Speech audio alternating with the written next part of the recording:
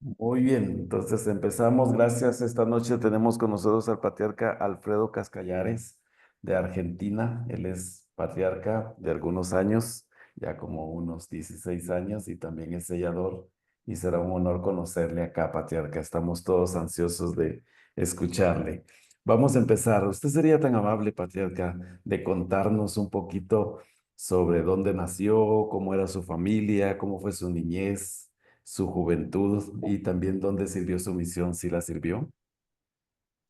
Bueno, yo nací en el año 1947 en Buenos Aires, en un barrio muy tanguero, por decirlo de alguna manera, porque era el barrio de Abasto, y un personaje muy conocido internacionalmente era de ese barrio.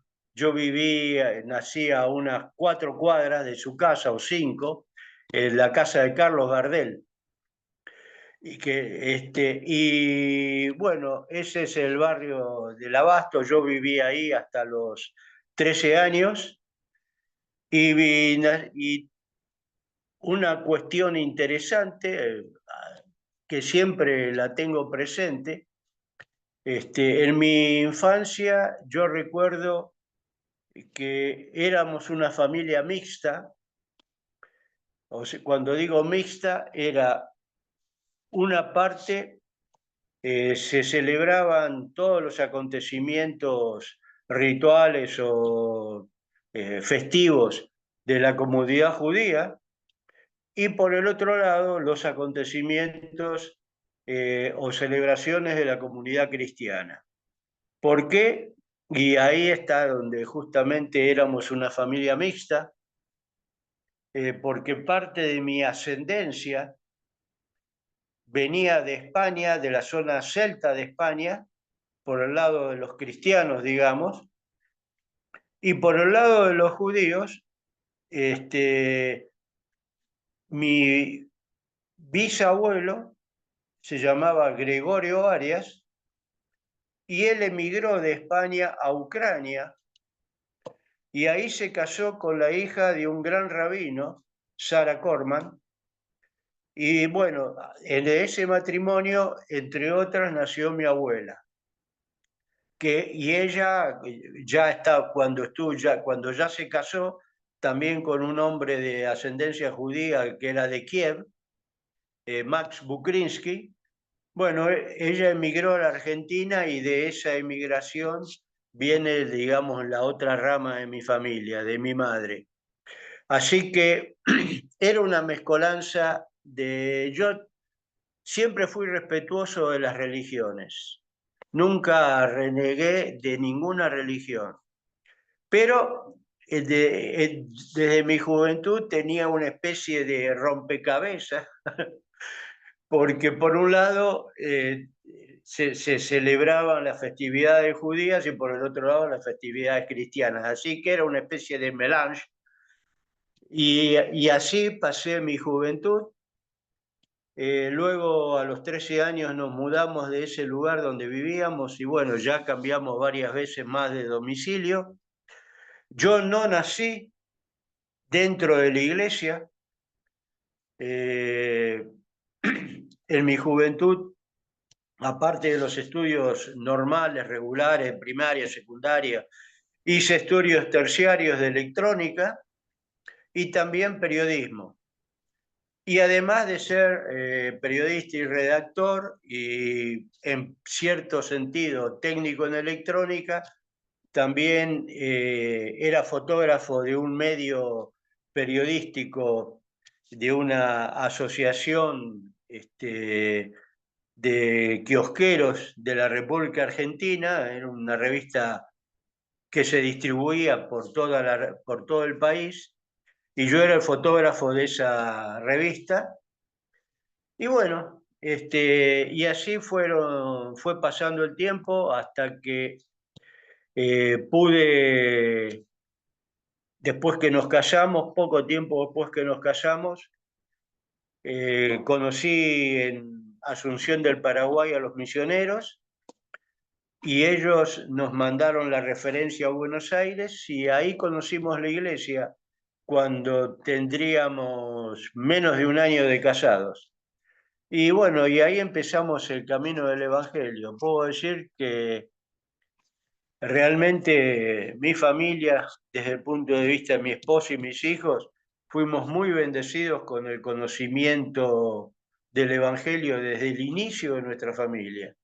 Hemos tenido 4 hijos, 3 de ellos fueron misioneros y ahora están con sus respectivas familias. Y justamente este nieto, nuestro nieto mayor, que es hijo de nuestro segundo hijo, está sirviendo la misión en California y ahora dentro de 2 meses sale a la misión también en Estados Unidos una de nuestras nietas. Nuestra nieta mayor, que ahora está de novia, ella estuvo sirviendo en Asunción del Paraguay, ya hace como un año y algo que terminó su misión, y para mí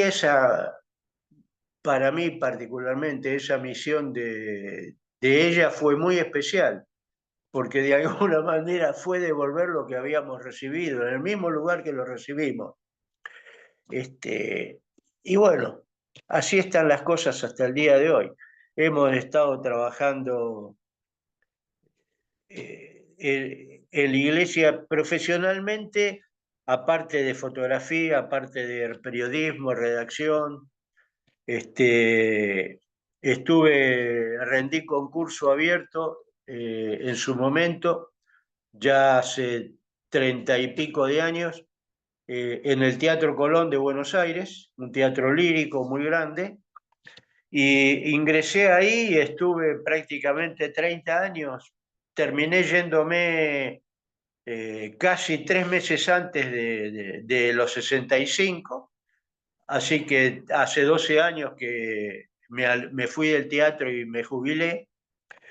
Y toda mi carrera prácticamente la transcurrí en el área artística y técnica de video. Justamente ahí pude aplicar lo de electrónica que había estudiado. En el teatro, bueno, pude hacer dirección de cámara, fui camarógrafo, fui editor de videos, bueno, todo lo relativo al trabajo del teatro. Y, y bueno, y después, mientras tanto, desde el punto de vista eclesiástico, eh, cuando vivíamos en la capital, en el barrio 7 en ese momento, yo fui llamado como presidente de quórum durante un tiempo, después nos mudamos y ya en esta estaca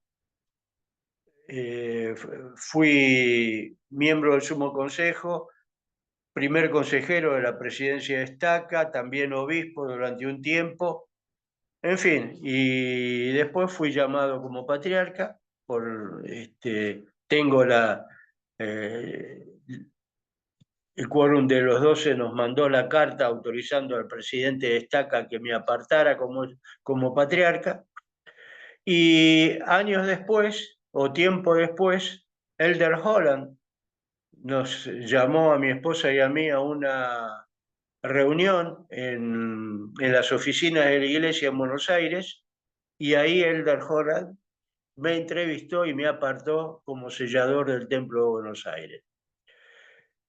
Bueno, y sigo en esa línea, sigo siendo obrero de las ordenanzas, sellador, y en el barrio, bueno, en la estaca sigo con mi llamamiento de patriarca. Muy bien, patriarca. Muchas gracias por esa trayectoria y ese resumen. ¿En qué año específicamente se bautizó, patriarca? 1976, 1976. ¿Y en qué fecha? 25 de diciembre. Oh, para que sepa, yo nací en el año 76. Entonces usted tiene 48 años de ser miembro, ¿verdad? Exactamente. Qué alegre. Eh, y 49 de casado. El año que viene se nos cumplen los 50. Híjole, vamos a tener que celebrar las bodas de plata, son verdad, o las de oro, ¿cuáles son las que Claro. vienen? Oh, de oro, muy Sí, bien, vamos a celebrarlo ahí. las Muy bien, esposas son a patriarca. los 25. Sí, muy bien, patriarca. Sí, ¿usted puede recordar cómo inició en historia familiar? Sí, empezamos a recopilar información. eh, Primero lo que teníamos a primera mano de la información que nos había dado, suministrado mi madre, una tía mía, y empezamos a recopilar toda la información y después eh, empecé a investigar en aquel momento en los centros de historia. Yo estuve durante un tiempo eh, atendiendo el centro de historia, uno de los centros de historia familiar que estaba en ese momento en el barrio de Villa Amelia, acá en el oeste del Gran Buenos Aires, también dentro de nuestra estaca en ese momento.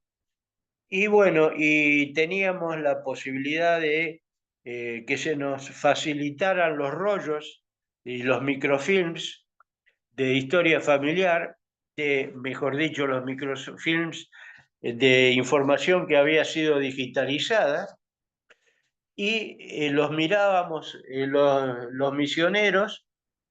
Cuando nos bautizamos nos regalaron uno de los viejos proyectores de filmina, esos que se pasaba cuadro por cuadro, Sí, sí, y yo lo adapté para, para poder ver los rollos. Entonces, aquí en el comedor de mi casa, proyectábamos contra la pared los rollos de microfilm y ahí íbamos levantando información de lo que había, de los registros parroquiales y los archivos del registro civil. También a través de Internet, tal vez también a través de Internet eh, consegui- eh, conseguimos los censos que había. O sea, así empezamos a recopilar información muy y bien. por mi línea paterna pude llegar a la séptima generación. El primero que llegó a la Argentina, o los dos primeros, yo tengo entendido que fue uno, pero alguien me dijo que habían sido dos, que eran hermanos. Fue en 1730 y pico, 1740, por ahí, por esa fecha. Y él venía de la zona, esto me lo dijo un abogado que está enlazado conmigo en una de las ramas, que ellos habían venido de Santiago de Compostela. Y cuando entraron, debe haber habido una deformación del apellido, porque actualmente mi apellido es Cascaliares con Elie y termina con RES, pero en España Cascaliares no existe. Existe Cascaliar, Cascallares con X o Cascallares con J. Así que lo más probable es que cuando este Andrés entró a la Argentina haya dicho Cascallares y acá le pusieron la doble L, pero en realidad en España no existe como tal el apellido, así que o era originalmente con X o con J. Y si era con X era Cascallares, como si fuera una SH, y si era la J era como una Y. Bien, Eh, pero bueno, cosas, como dije hoy, es lo que hay y hay que hablar con eso. claro que sí, Pero claro que sí. y por el lado de mi madre, la cosa se complicó. Pude llegar a la primera, la segunda o tercera generación, porque ahí se complicó bastante. Porque, bueno, yo tenía los datos de mi madre, los datos de mi abuela, de mi abuelo materno y de los padres de, de los padres de mi abuela. Pero ahí se nos cortó porque todos los registros que podíamos conseguir estaban en ruso. Wow. De hecho, una anécdota que tengo muy presente yo me puse a estudiar ruso en su momento, compré un libro, un libro escrito en francés, como yo hablaba francés, era un libro de estudio de ruso, pero escrito en francés que lo conseguí en una librería de libros raros en Buenos Aires. El libro se llamaba Le Russe sans peine, o sea, el ruso sin esfuerzo. Y me puse a estudiar ruso para ver si podía llegar a traducir algunos de los documentos y cosas que me habían llegado de Ucrania cuando emigró mi abuela y mi abuelo. Y la verdad que fue una frustración enorme, porque, y dentro de todo también fue gracioso, había en el teatro. Yo atendía, parte de mi responsabilidad era atender los ensayos con las grabaciones, los ensayos del ballet estable. Y en ese momento, en el ballet había un bailarín invitado, ruso, original ruso. Y entonces un día le pregunté si me podía hacer el favor de traducirme algo de los documentos, por lo menos tener una idea de qué es lo que decían. Entonces se lo llevé, lo miró y me dice, ay, te voy a tener que pedir disculpas, pero es como si fuera otro idioma. Dice, porque todo esto está escrito en ruso antiguo y no es el ruso que hablamos nosotros. Entonces no tengo seguridad de qué es lo que estoy leyendo. Si él, que era ruso, no tenía seguridad de lo que leía, ¿qué me quedaba a mí? Claro. Así que bueno, ahí se cortó por el lado de mi madre porque nunca pude conseguir más datos de mis ancestros en aquella zona, en Ucrania. Y mi abuela nació en Komeniec-Podolsk y mi abuelo en Kiev.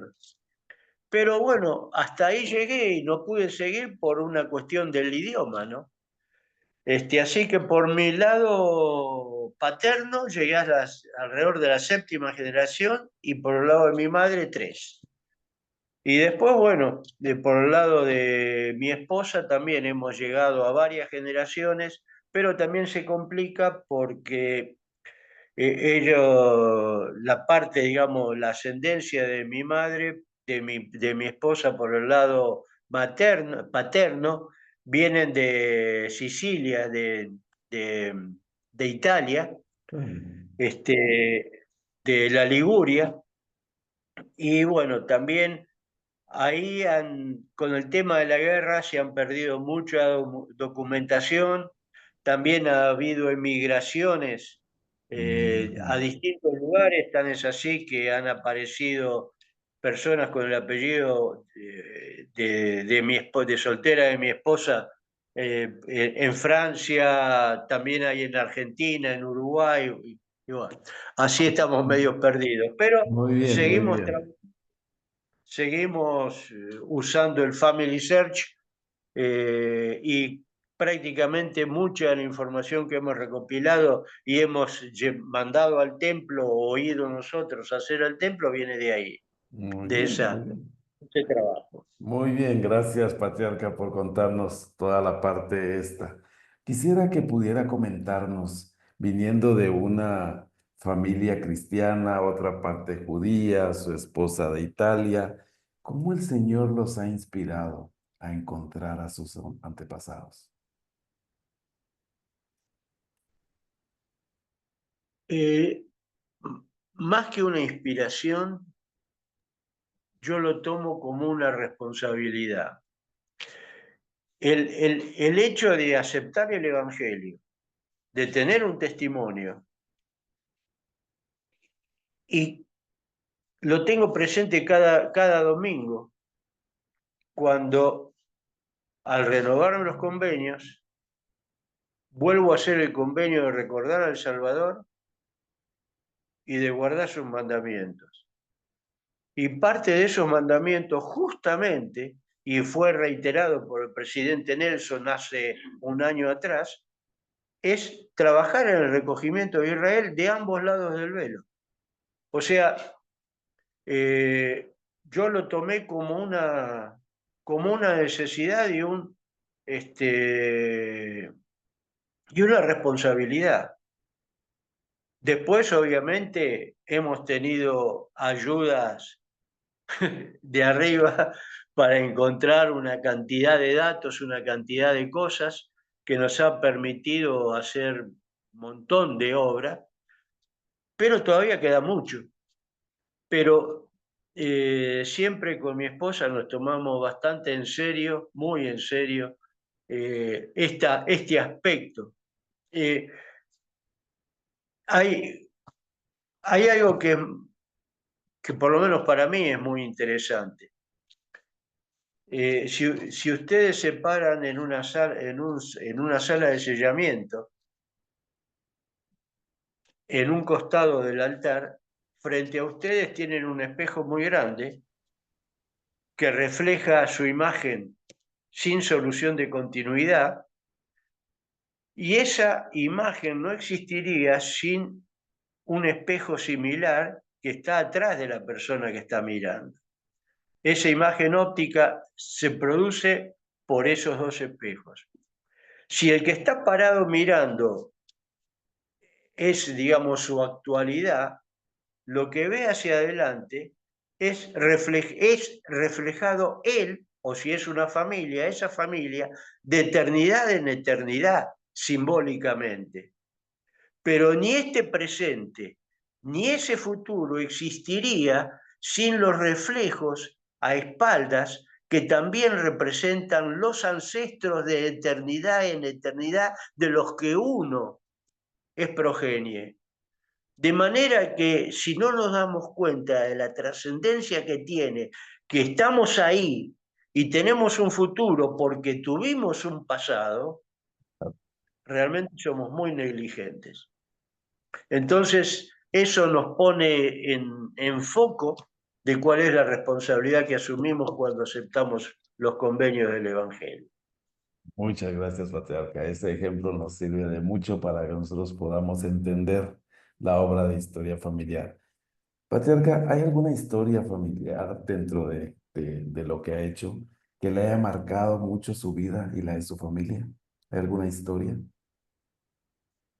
Sí, y para mí es muy sagrada y tiene que ver con uno de mis hijos, con el más chico.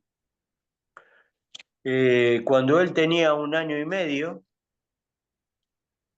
un sábado, si no me equivoco, fue, uno de mis hijos, que ya en ese momento tenía 9 años, nuestro hijo mayor, yo estaba de espalda, teníamos una pileta de esas de fibra que habíamos instalado, y viene mi hijo mayor, me grita, me dice, papá Diego, yo estaba de espaldas, no vi lo que estaba pasando, y cuando me doy vuelta veo que el chico saca al hermano, lo agarró de los pelos y lo sacó de la pileta.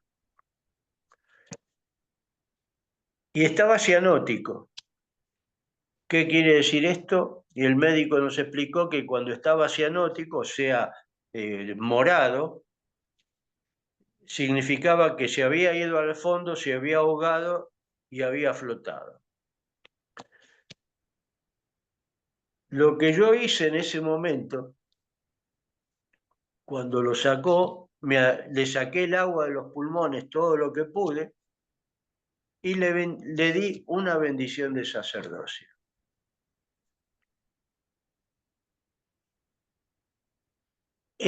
después medio como que reaccionó, le sacamos la ropa mojada y lo llevamos a una sala de primeros auxilios, le dieron inyecciones y demás, pero yo sé, y ese fue el testimonio, eso fue un testimonio que particularmente, si tenía alguna duda, me la sacó, de que realmente lo que lo salvó de fallecer a ese chico fue la bendición de sacerdocio que se le dio.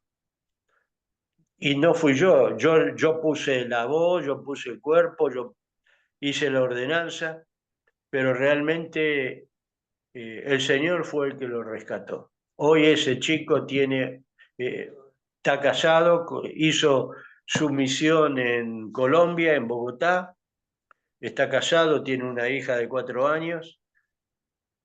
Y bueno, y esa es una historia para mí fue muy importante, sobre todo por el hecho de lo que significó, ¿no? Eh, yo me acordaba de una historia que leí en una liaona de un padre en Estados Unidos al que el hijo iba corriendo descalzo por el campo y sin darse cuenta pisó un cable eléctrico que estaba caído y fue tal el choque que lo despidió a varios metros y cuando el padre llegó el chico estaba muerto. Y le dio una bendición de sacerdocio y milagrosamente, dice la historia, le pudo rescatar a ese hijo de esa situación. Y yo decía, qué increíble este relato, ¿no? Sin pensar que poco tiempo después yo iba a estar bajo otras circunstancias en la misma situación. Pero bueno, el Señor nos bendijo en esto y eso fue gracias al sacerdocio, sin ningún género de duda. Muchas gracias, Patriarca, por tan sagrada experiencia y por ser digno del sacerdocio en su momento. Am, ¿cómo ha sido la experiencia siendo sellador? Eh, Bastante preocupante. ¿Por qué digo bastante preocupante? Mm. Y la vez pasada, a un hermano que fue miembro de la anterior presidencia miembro de la anterior presidencia de Templo, y lo llamaron también como patriarca en su estaca. Y nos encontramos en el templo y yo le hice el comentario, me dice, ¿y cómo te sentís? ¿Cómo te sentiste en aquel momento? Le digo, mira, la preocupación fue tratar de vivir de tal manera, de recibir el Espíritu y que las palabras que diga y que las palabras que podemos pronunciar realmente no sean nuestras, sino que nosotros pongamos la voz, pongamos el entendimiento, transmitamos los pensamientos que recibimos, pero digo, la responsabilidad, digo, la tremenda responsabilidad que es que si yo digo algo que después pueda perjudicar a la persona que está recibiendo, o sea, cosas personales, después voy a tener un serio dolor de cabeza, porque no es la idea que uno hable de lo que uno sabe, sino de lo que recibe de arriba. Y él me dijo, bienvenido al club. Y realmente es así. Este,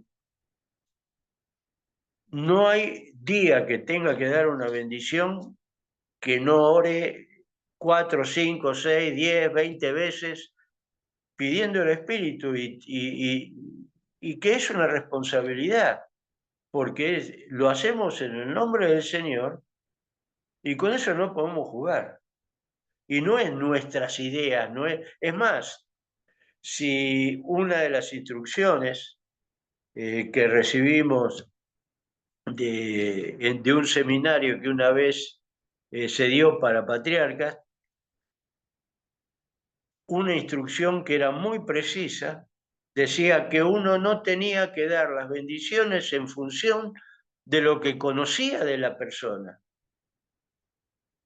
porque si uno con la persona a la que uno le está dando la bendición lo conoce hace mucho, conoce su vida, o es un familiar cercano, y uno conoce su vida y conoce sus errores y qué sé yo, bueno, pero la bendición, las palabras de la bendición no son lo que yo sé de la persona o el consejo que yo le pueda dar en función de lo que yo sé de la persona.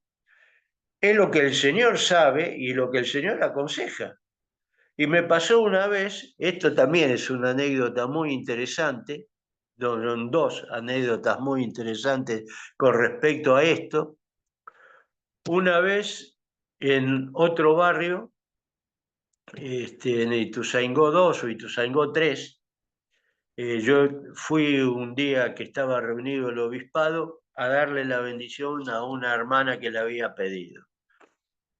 Y le di la bendición, terminé y en un momento dado le digo, mire hermana, digo, discúlpeme, esto que le voy a decir no va a estar en la bendición porque no lo dije ni lo grabé, pero siento que tengo que decirle esto. Se quedó mirándome sorprendida y me dice, ¿y cómo sabe? Y le digo, es que yo no la conozco, es la primera vez que la veo, pero hay quien sí la conoce. Y aunque no esté en su bendición, tenga en cuenta esto, y se quedó sumamente asombrada. Dice, pero ¿y cómo lo sabe? Y otra vez, este, esto es otra cosa que me impactó. Y me impactó y nos deja muy claro dónde está la batuta, ¿no? Por decirlo de alguna manera, dónde está la dirección. Una vez había dado una bendición y cuando la transcribí me di cuenta que no había dado el linaje de la persona. Y entonces dije, me quedaban dos opciones. La más directa era esperar una semana más o 2 semanas más, de acuerdo a las posibilidades, ir y declarar el linaje como una adición a esa bendición. Y de golpe sentí que dije, ¿y por qué no haces una oración? Perdido por perdido. Bueno, hice una oración y eso me dejó muy en claro quién manda aquí.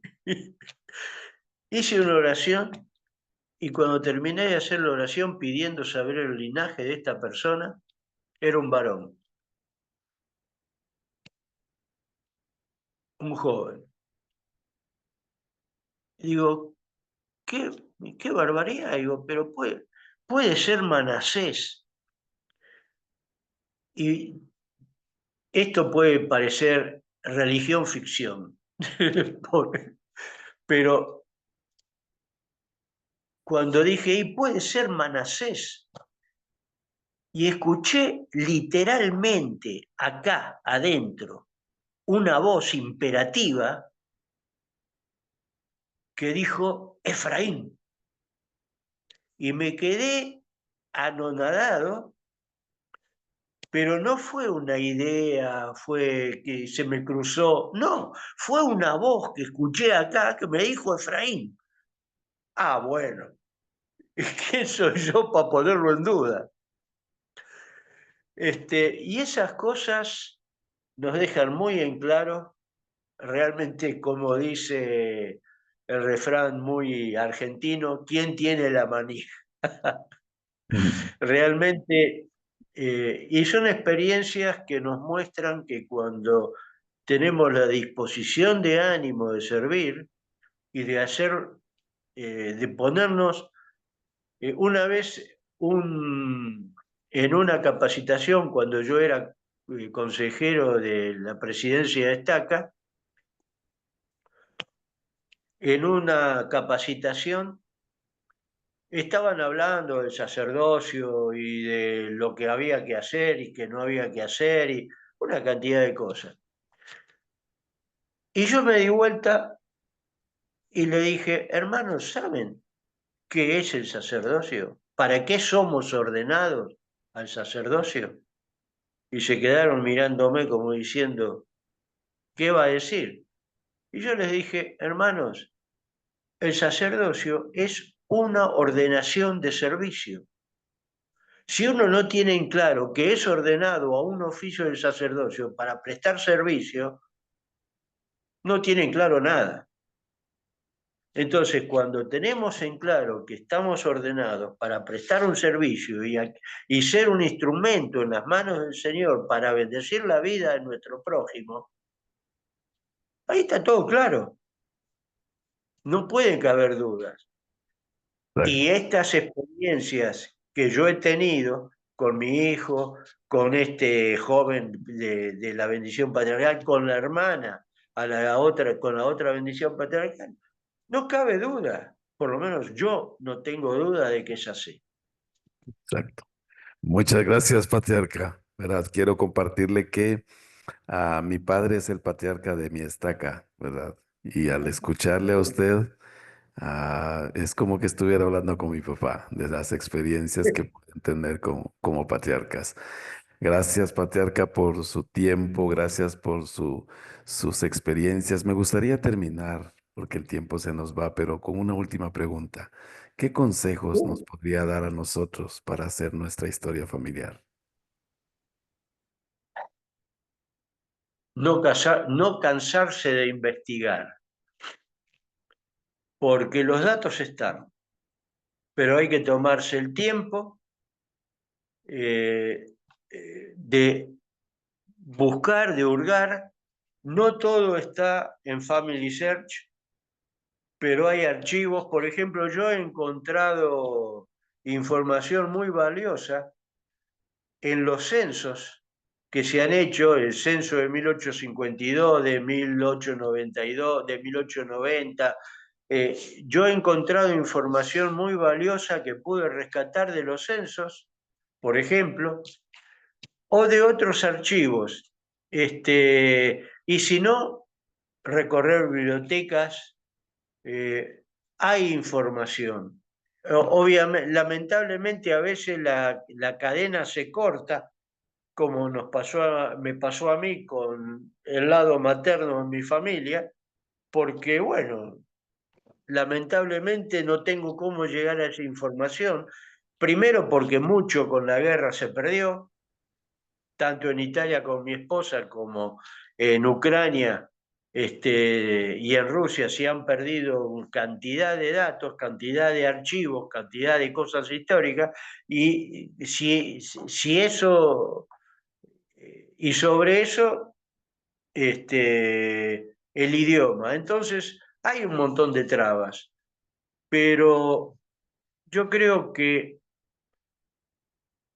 si uno realmente se pone en manos del Señor y pide la ayuda necesaria, y bueno, en algún momento se abren las puertas. Yo encontré, por el lado de mi padre, llegué a la séptima generación, pero tomándome el tiempo y el trabajo de pedir los rollos, adaptar un proyector y usarlo para proyectar las filminas, los microfilms, y sacar de ahí la información. Pero si yo no me hubiera dado el tiempo y no hubiera buscado los medios, y a lo mejor estaría en la segunda o tercera generación de mi padre.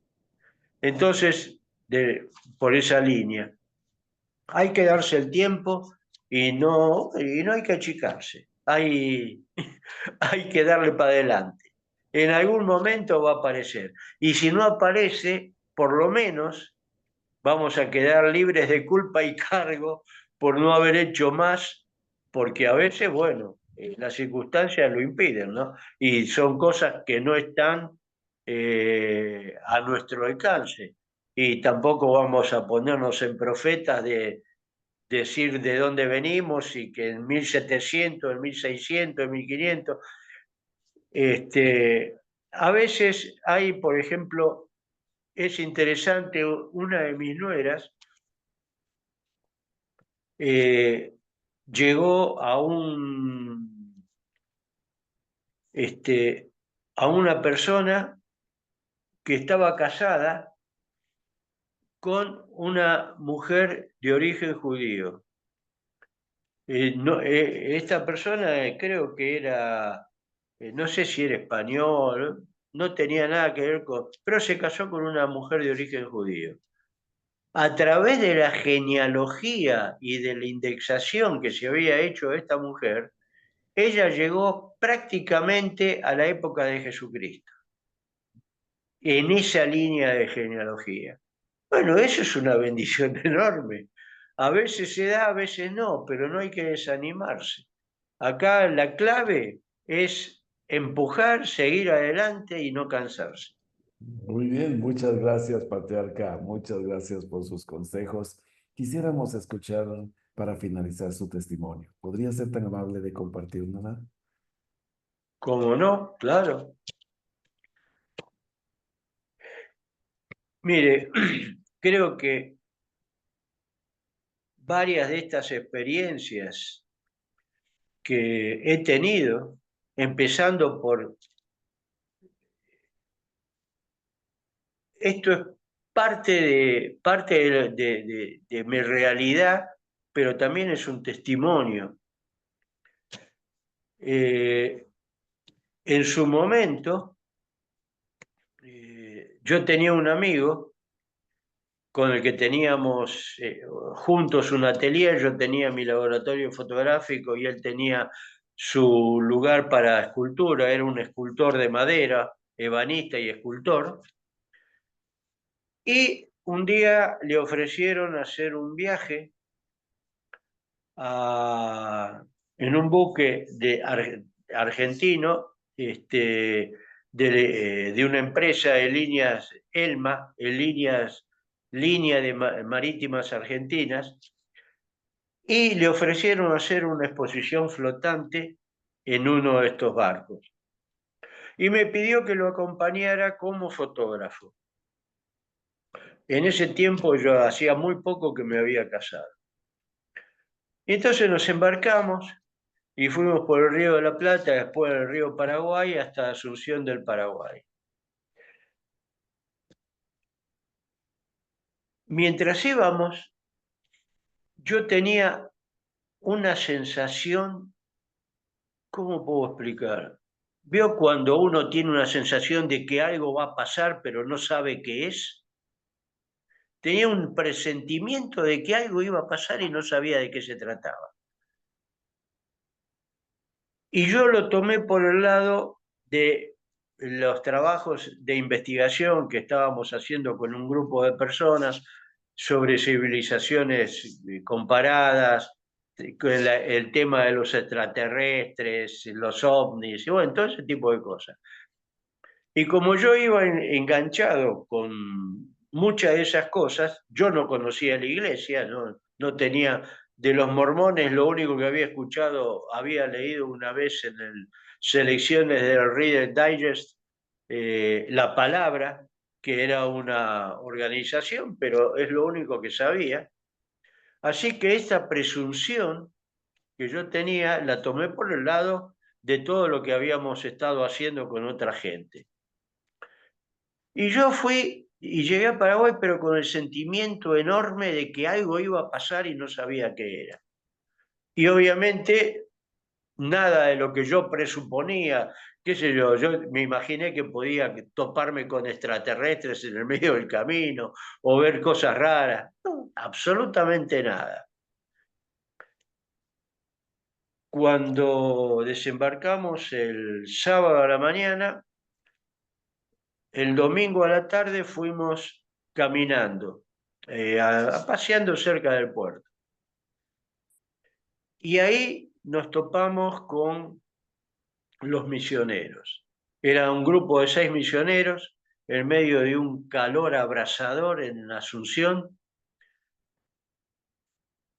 Lo concreto, más allá de la anécdota que fue buenísima, porque de los 6, 2 se apartaron, se pusieron uno cada lado de nosotros, o sea, ellos en el costado y nosotros en el medio, y uno señalando al otro nos dijo en una especie de Spanglish: escúchalo, él tiene algo muy importante que decirles. Y el otro se puso a dar lo que en ese momento era la charla 1, que era el testimonio de José Smith. Y en ese momento el testimonio de José Smith se daba en forma literal, o sea, en primera persona. De modo que nosotros pensamos que a él le había pasado la primera visión y que todo el testimonio de José Smith era una cuestión que a él le había pasado. Y dijimos, estos están totalmente fuera de foco, no saben de qué están hablando. ¿Por qué? Porque nos pareció insólito que a un joven de 18, 20, 22 años hubiera tenido una visión, claro, nosotros ignorantes totales, después nos dimos cuenta que en realidad no era la situación.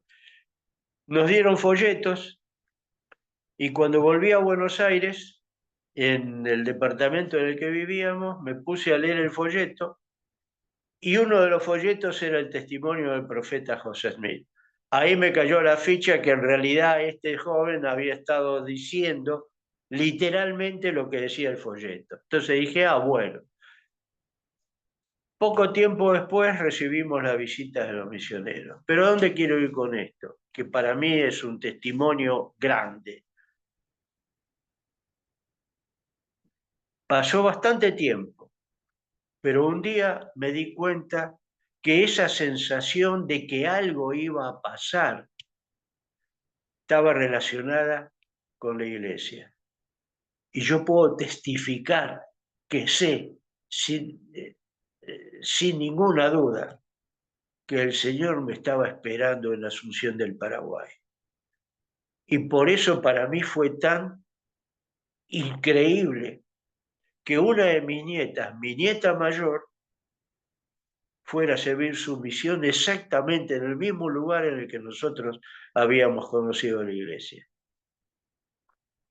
Y eso para mí no es nada extraordinario, pero para mí siempre ha constituido un testimonio enorme y estoy sumamente agradecido por...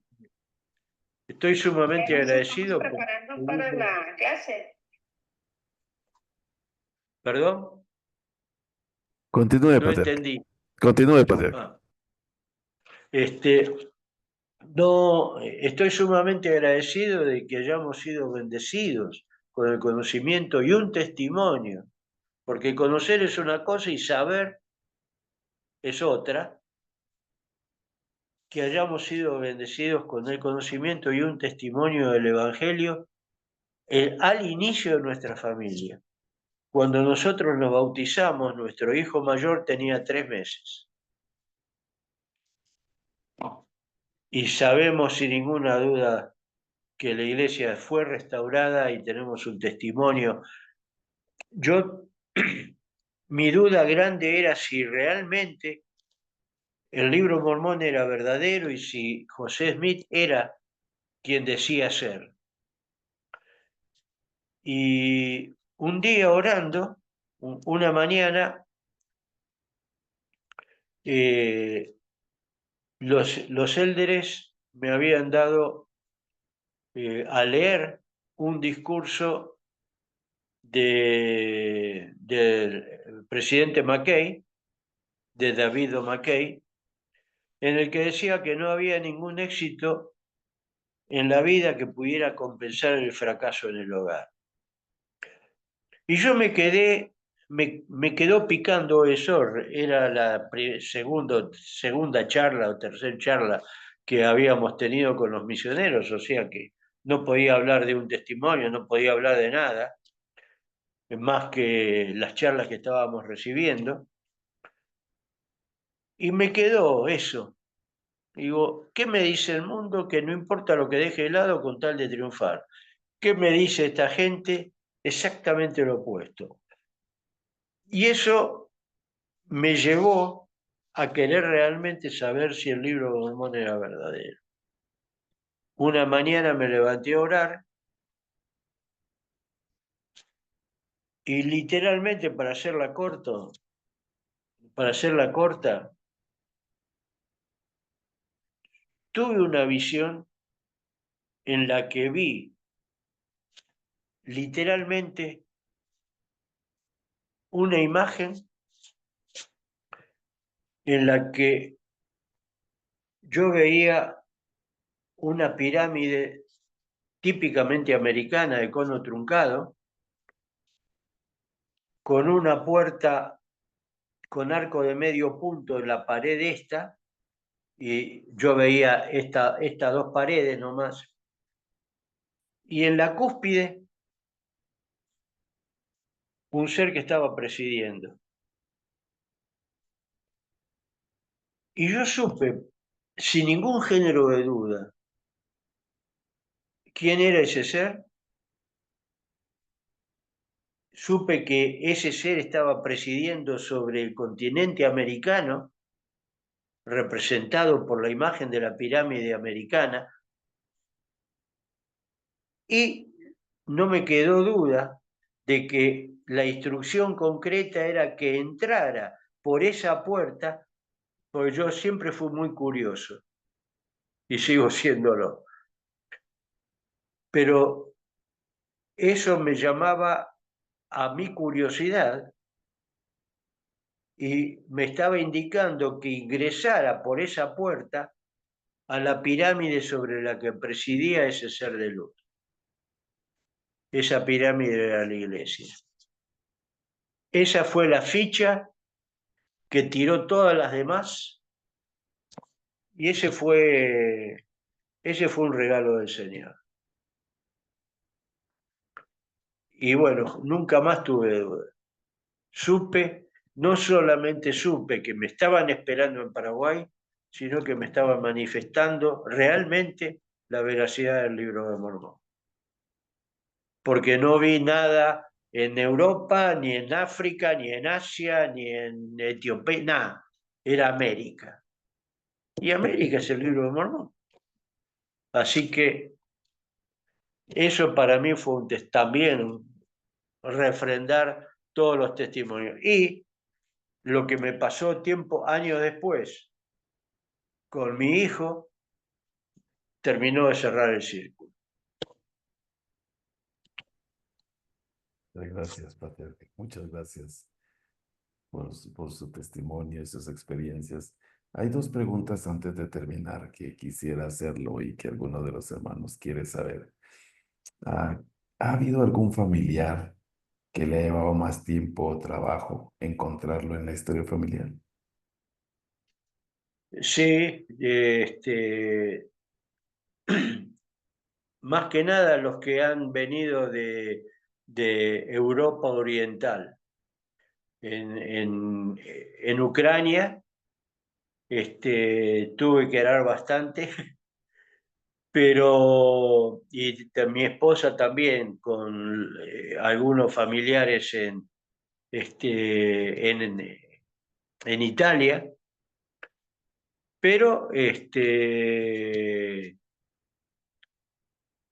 siempre hemos encontrado, buscando y tomándonos el tiempo y el trabajo de buscar, hemos tenido la posibilidad de encontrar. Literalmente, lo que más me ha costado y todavía es una deuda pendiente son mis ancestros en Komenets-Podolsk y en Kiev. pero bueno, no tengo, por ahora no tengo cómo llegar. Pero hay algo muy interesante y es una cosa que por ahí a veces no la tomamos en cuenta. Tenemos la posibilidad de revisar registros en Family Search, de revisar registros ya indexados, y muchos han sido indexados por computadora, por inteligencia artificial, otros no, pero es interesante porque son registros que procedentes de distintos lugares, y eso también es una puerta que no siempre, pero se puede abrir, porque a lo mejor en algún momento nos podemos topar con un registro que tiene apellidos que coinciden con el nuestro o con el de algún ancestro. Y eso también es una posibilidad de encontrar información en forma indirecta. Y si no hacemos ese trabajo, y bueno, no vamos a encontrar nada más de lo que ya hemos podido encontrar. Yo creo que siempre hay que buscar abrir alguna puerta, por más insólita que sea, para ver qué encontramos dentro. Si no encuentro nada, ya tengo la respuesta. Pero, ¿quién le dice? Uno puede encontrarse con información de tantos registros indexados, de tantas partes del mundo, y aunque uno no sepa el idioma, pero simplemente ver lo que escribieron y lo que dice el registro, compararlo, si hay que hacer alguna corrección, hacerla, y por ahí quien le dice, uno se encuentra con algo que esto es una puntita que me ayuda a seguir escarbando por acá. Es el valor de poder hacer ese tipo de trabajo de servicio también en Family Search. Bien, muy bien. Gracias, Paterka. Y tengo una última. Si tuviera la oportunidad, ¿a quién de todos sus familiares fallecidos le gustaría conocer y qué le diría?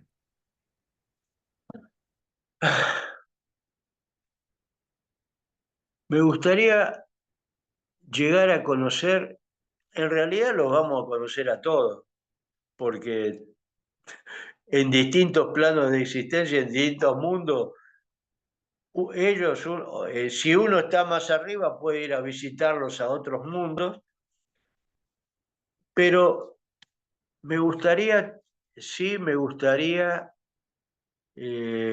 poder tener mucha más información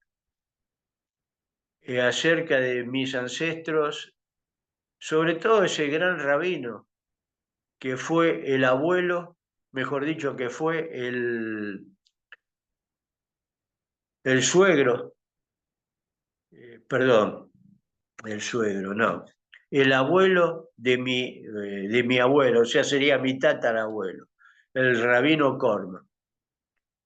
Es muy interesante, me gustaría conocer, yo sé que son de origen judío, pero también me gustaría poder saber más de la historia de Gregorio Arias, que es mi abuelo. Yo sé que por lo que me contó mi madre y lo que le contó mi abuela, en una época, debe haber sido en 1700 y pico o 1800, hubo una época de una guerra en España, aparentemente. Yo busqué datos y no encontré nada, por lo menos todavía no encontré, pero la anécdota es que el ejército, el gobierno, a las familias que tenían varios hijos varones, les dejaban un hijo mayor para que se hiciera cargo de la familia, de los padres, y al resto se los reclutaban obligatoriamente y se los mandaban a la guerra. Y lo que habían empezado a hacer las familias en ese momento era que para que no le mandaran los hijos varones a la guerra y los mataran en la guerra, lo que hacían las familias era dejaban un hijo como ayuda, un hijo mayor, y al resto, si podían, los mandaban al extranjero a cargo de otras familias. Así fue como Gregorio Arias terminó en Comenies Podolsk. Y él debe haber sido, él también debe haber sido judío sefaradí, porque Arias, primero porque si no era judío, en aquella época hubiera sido imposible que se case con la hija de un rabino. Así que, y otro detalle, cuando emigra mi abuela, después de casada, cuando, primero vino el esposo y después emigró ella, cuando él ya estaba establecido en la Argentina. Y ella pasó por Inglaterra y el apellido de ella era Arias. Pero Arias con H tiene que haber sido porque en Inglaterra ella llegó a Argentina con el pasaporte inglés que decía Harris. Le transformaron el apellido de Arias a Harris. De hecho, un hermano de ella que vive en Estados Unidos, o vivía, ya debe haber fallecido, en Estados Unidos, que fue el fundador de la editorial Harris en Estados Unidos, y ese apellido Arias en España era judío sefaradí. Por eso yo sé que, y eso me sirvió para darme cuenta, porque Arias con H es judío sefaradí. Y por eso él se pudo casar con la hija de un gran rabino. Así que por ese lado tengo la seguridad. Y me gustaría, sí, conocer más esa parte de la historia de allá en Ucrania y también poder enterarme más de la situación de esa familia en España, ¿no? La situación, qué fue lo que pasó y cómo fue que terminó de España en Ucrania siendo tan joven. Bueno, esas son las cosas que todavía tengo pendiente y ojalá algún día las pueda conocer. Claro que sí, patriarca. Muchas gracias. En el plan de Dios todos son conocidos y seguro que todas estas conexiones que nos comenta, pues el Señor estuvo detrás de todo eso para que pudieran preservar la genealogía de su familia. Patriarca, Así muchas es. gracias por su tiempo. Hemos disfrutado esta Gracias a noche, ustedes, ¿verdad? Hemos gracias a disfrutado esta ustedes noche por la oportunidad. la entrevista. Gracias a ustedes por la oportunidad de poder expresar estas cosas que para mí son tan valiosas. Claro que sí. La entrevista ha sido grabada y usted puede seguir la página y también puede compartir con su familia, ¿verdad? Esta entrevista que hemos tenido. Pero al igual que usted, amamos la historia familiar y amamos las conexiones que el Padre Celestial tiene para que nosotros podamos preservar nuestra genealogía, más todo lo que Él ha estado influyendo para que pueda ser cada vez más fácil el poder encontrar a nuestros antepasados. Al igual que usted, sé que Mm, Dios vive y que esta es su obra. Y compartimos estas cosas esta noche en el nombre de Jesucristo. Amén. amén. Gracias. Bien, hermano. Cierra, quisiera agregar algo. No, Ok. ¿Hay yo por lo alguien, menos no. ok, ¿hay alguien de los de la audiencia que quisiera agregar algo o preguntar algo al patriarca?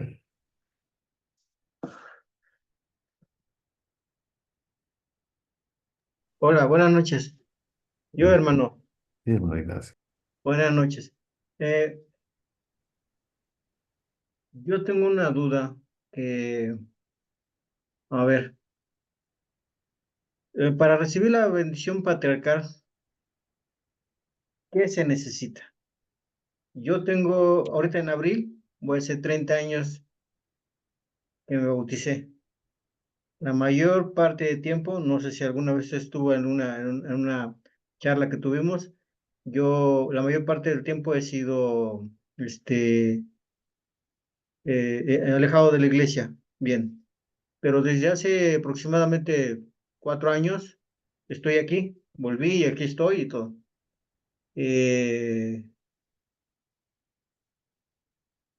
Fui avanzado en el 2009 para recibir el sacerdocio como elder, y en el 2022 entré, bueno, sí, en el 2022 recibí mi recomendación y entré al templo de aquí de la Ciudad de México.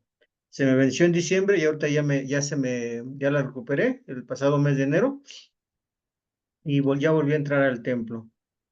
Pero en todos estos años he preguntado varias veces a misioneros, a consejeros, obispo, incluso aquí en mi barrio al patriarca. ¿Qué requiero para tener mi bendición patriarcal? Y todos me dicen, ya llegará el tiempo, hermano. Algún día, ya llegará el tiempo. Pero No, solo eso me no, dicen. no, no. Bueno, yo no puedo estar en el pensamiento del obispo. Hay dos cosas con respecto a esto. Primero, uno tiene que tener el deseo de tener la bendición patriarcal y el camino directo es hablar con el obispo, tener una entrevista con el obispo y que el obispo le dé la recomendación que antes era en papel, ahora la tiene que poner en la red, en la página oficial de la iglesia. Y el camino es el obispado, o sea, el obispo, y él le da la recomendación patriarcal, la recomendación, y después usted llama al patriarca para ponerse de acuerdo para que le dé la recomendación. Ahora, si, si el obispo considera que hay cosas que le digo mi experiencia personal, no significa que su experiencia sea exactamente igual, pero muchas veces algunas veces he pedido cosas a un obispado o a una presidencia de estaca y me dijeron, primero tenés que hacer esto, primero tenés que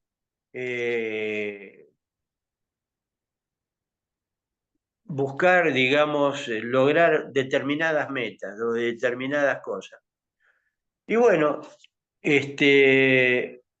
yo creo que si el obispado le dice que le dice eso, o sea que ya llegará el momento, bueno, lo que también le tendría que decir es qué es lo que usted tiene que hacer para que llegue ese momento.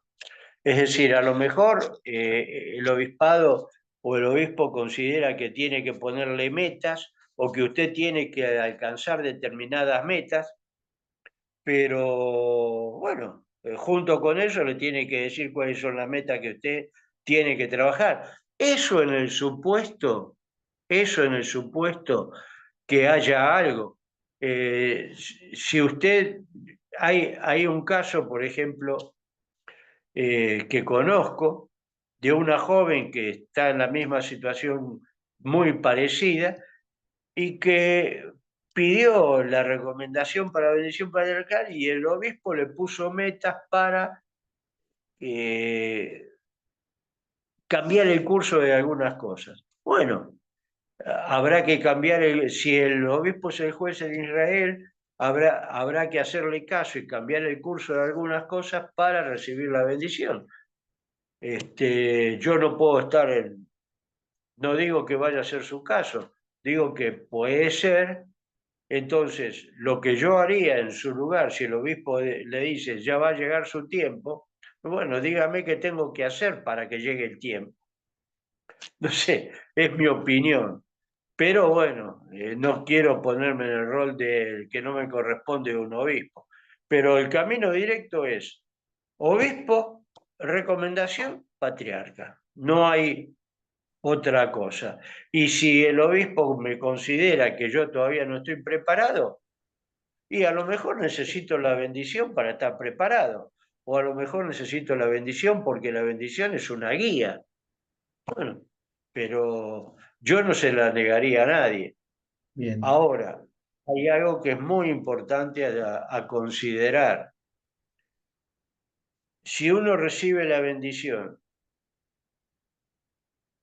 puede ser que la bendición, el resto de la vida de uno eh, esté relacionado con los consejos o bendiciones que recibe en esta ordenanza, pero también puede ser que si uno no hace caso a los consejos que recibe del Señor, y la bendición patriarcal va a ser un papel escrito que no va a reflejar en nada el resto de la jornada temporal de la persona. Y me ha pasado, y digo esto porque me ha pasado. Es decir, no me pasó a mí, pero me pasó a mí como patriarca con una familia que fue a recibir la bendición patriarcal y 3 meses después se habían alejado de la iglesia. Entonces, ¿para qué le sirvió? O sea, si uno no está dispuesto a ser obediente y a seguir el consejo del Señor, no digo que vaya a ser su caso, pero hable con el obispo, pídale una entrevista al obispo y hable con los vives, póngale su inquietud y bueno, ahí lo tiene resuelto. Y si no, múdese a Buenos Aires y lo hablamos acá. Muchas gracias, patriarca, muy amable. Hermano Ignacio, esperamos que haya Esa podido sería resolver. una de las mejores soluciones, ¿eh? gracias, muy amable. Y hermano Por Ignacio, favor. queremos que nos cuente más adelante cuando ya la tenga, ¿sí? Claro que sí. Muchas gracias. Muy bien, entonces el tiempo se nos ha ido. Patriarca, sé que es muy tarde en Argentina. Le agradecemos mucho su Y ya tiempo. son las 11:30. Yo sé, yo sé. Muchas gracias, Patriarca, por su tiempo. Gracias a todos los Un hermanos que se gusto. conectaron esta noche. Vamos entonces a terminar con una oración. ¿Está bien? Oh, hermano Ricardo, ¿usted tiene una pregunta? Sí, nada más quería agradecerle, Freddy, gracias por todo y por toda tu experiencia, gracias por haber participado. Freddy es mi gran amigo, así que bueno, nos vemos el sábado, Freddy, o cuando regrese. No- Un no- abrazo a la familia. Nos vemos el sábado, Ricardo. Abrazo a vos y a tu esposa. Muy bien, muchas gracias. Entonces vamos a terminar con una oración, ¿verdad? Y hermana Edna, ¿usted podría hacernos favor?